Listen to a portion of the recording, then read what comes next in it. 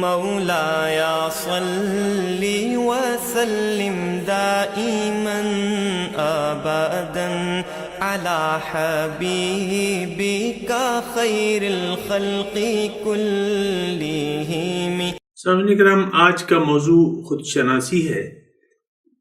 جب تک ہم اپنے آپ کو پہچان نہیں پاتے یا پہچاننے میں غلطی کر دیتے ہیں تو ہم اپنے زندگی کو ضائع کر دیں گے۔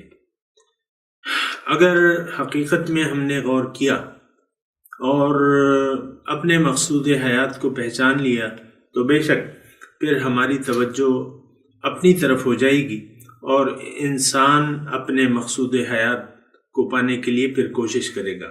اس وقت جو صورتحال ہے وہ یہ ہے کہ ہم اپنے مقصود حیات سے بے خبر ہیں اور باطل مقاصد کے لیے زندگی گزار رہے ہیں۔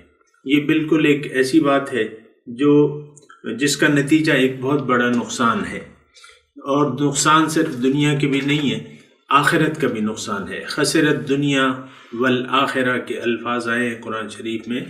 بات یہ ہے کہ دیکھیں، اپنے اس دھوکے سے نکلیں۔ جو دھوکہ ہمیں لگ گیا ہے ظاہر کا نا، اس سے نکلنے کی ضرورت ہے۔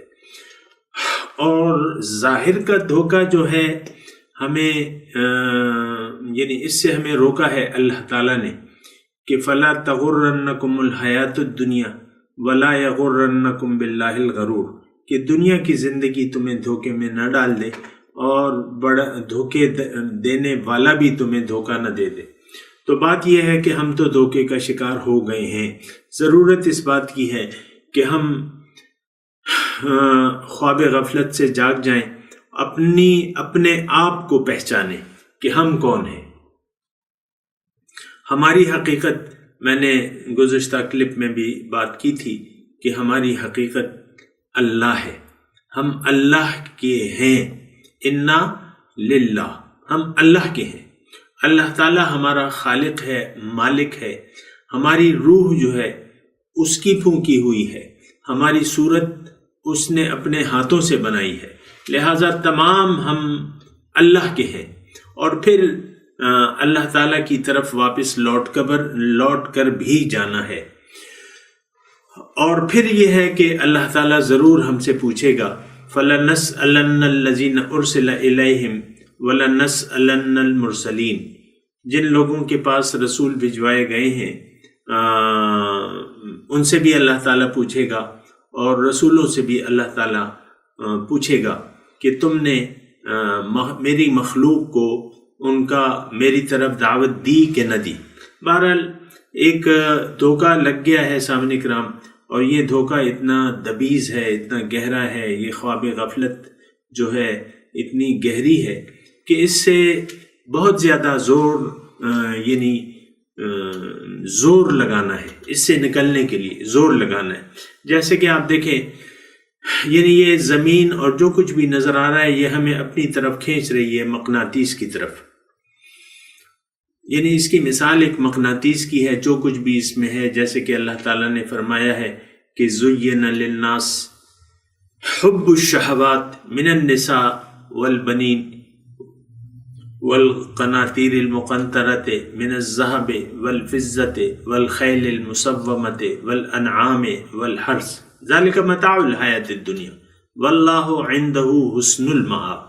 تو بہرحال یہ ایک مقناطیس کی طرح ہم اس سے چمٹ گئے ہیں، ظاہر سے چمٹ گئے ہیں، اور اپنی حقیقت سے ہم دور ہٹ گئے ہیں، اپنے مقصود کو ہم نے بھلا دیا ہے۔ ضرورت اس بات کی ہے کہ ہم اپنی منزل کو پہچانیں، اپنے خالق کو پہچانیں، اپنے مالک کو پہچانیں۔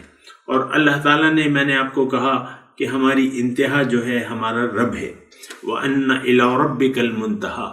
اللہ تعالیٰ نے ہمیں دنیا میں اس لیے بھیجوایا ہے کہ ہم اس کے راستے پر چلیں، اس کا جو سیدھا راستہ ہے جس کی ہم ہر نماز میں دعا مانگتے ہیں، اس لیے بھیجوایا کہ ہم اس کے راستے پر چلیں تاکہ اس تک پہنچ جائیں۔ وہ ہماری منزل ہے، وہ ہمارا مقصود ہے، وہ ہمارا محبوب ہے، وہ ہمارا مطلوب ہے۔